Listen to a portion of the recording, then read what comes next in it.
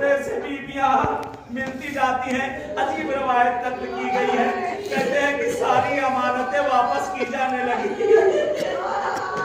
हर बीवी आगे बढ़ती थी, अपने वारिस का सर लेती थी। हर कोई आगे बढ़ता था, अपने वारिस की अमानत को लेता था। नकल करते करते 2 सर रखे हुए थे जिनका कोई शाम की औरतें भी बर्दाश्त न कर सकी।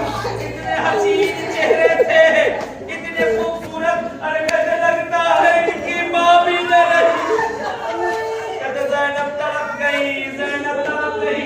तड़प कर कहती है शाम की औरतों ऐसा न कहो, ऐसा न कहो, मैं जिंदा हूँ, मैं अपने भैया पे रहूँ या अपने बच्चों पे रहूँ। खुदाया परवरदिगार ताले वाले, फिर मामूद जो कोताहियां रह गई हो, जो कमियां रह गई हो, पालने वाले उन सबको तू माफ कर देना।